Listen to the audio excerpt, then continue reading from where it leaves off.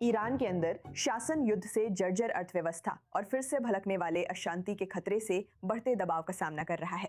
Iran के सांख्यिकी केंद्र के अनुसार जुलाई में वार्षिक मुद्रास्फीति 66% तक पहुंच गई, जबकि खाद्य पदार्थों की कीमतें साल दर साल 128% बढ़ गई, क्योंकि क्षतिग्रस्त बुनियादी ढांचा, बाधित व्यापार और अमेरिकी नौसैनिक नाकाबंदी ने आम ईरानियों पर दबाव और बढ़ा दिया। राष्ट्रपति ट्रंप अब मई पहले कभी ना देखी गई आर्थिक कार्रवाइयों की धमकी दे रहे हैं, लेकिन ये अभी स्पष्ट नहीं है कि वे वास्तव में क्या है। फिर भी तेहरान के नेतृत्व के लिए सबसे बड़ा खतरा शायद खुद आर्थिक पीड़ा नहीं है, बल्कि ये जोखिम है कि बढ़ती मुश्किलें बड़े पैमाने पर अशांति को फिर से भड़का सकती हैं और प्रदर्शनकारियों को वापस सड़कों पर ला सकती हैं। और अधिक चर्चा करने के लिए हमारे साथ स्टूडियो में अब पेंटिया मोदीरी हैं, जो एक ईरानी पत्रकार और डॉक्यूमेंट्री फिल्म निर्माता हैं। पेंटिया, यहाँ i24 न्यूज स्टूडियो में हमारे साथ जुड़ने के लिए धन्यवाद। यहाँ होना मेरे लिए सम्मान की बात है निकोल, धन्यवाद। क्या आप हमें ईरान के अंदर की स्थिति के बारे में बेहतर तरीके से बता सकती हैं? जब खाद्य मुद्रास्फीति 128% है, तो आम ईरानियों के लिए ये आर्थिक दबाव रोजमर्रा की जिंदगी में वास्तव में कैसा दिखता है? इसका मतलब है कि जो वेतन पहले एक परिवार को 1 महीने तक खिलाने के लिए काफी था,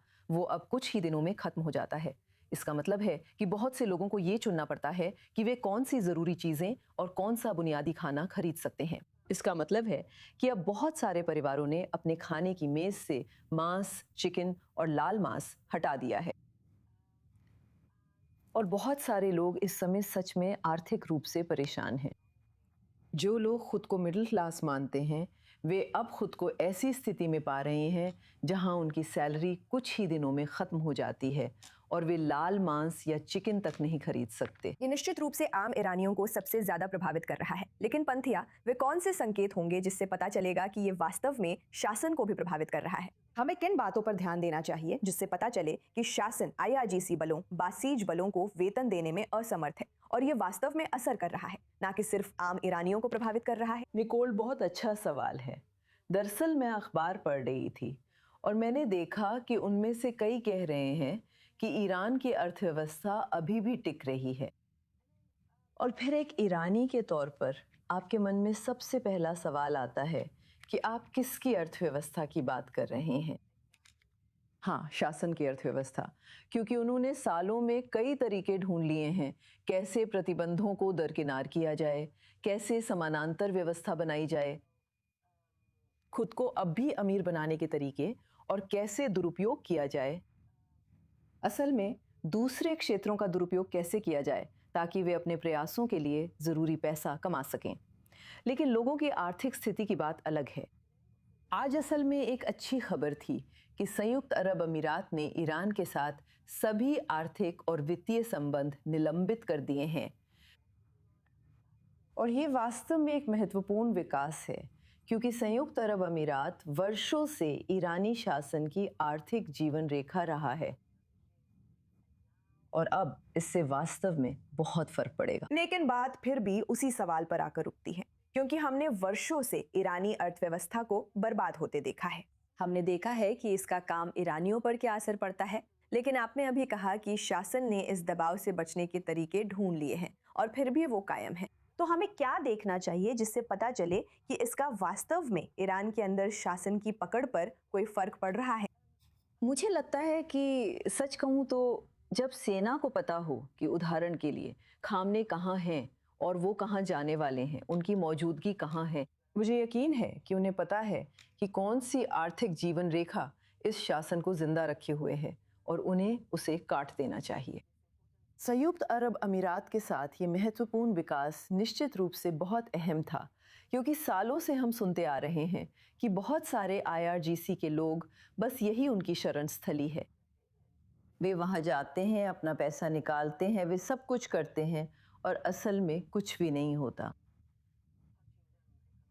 आर्थिक रूप से उन पर कोई असर नहीं पड़ता और अब हम यही चीज़ हॉर्मुज़ बंदी के साथ भी देखने वाले हैं।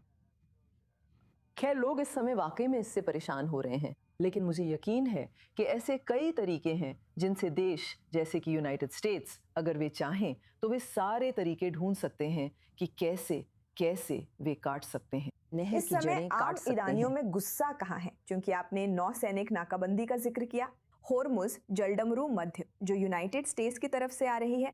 क्या आर्थिक कठिनाइयों को लेकर जो गुस्सा है उसका कुछ हिस्सा वॉशिंगटन की ओर भी जा रहा है? क्योंकि वही लोग हैं जो ये दबाव बना रहे हैं जिसका असर आम लोगों तक पहुंच रहा है।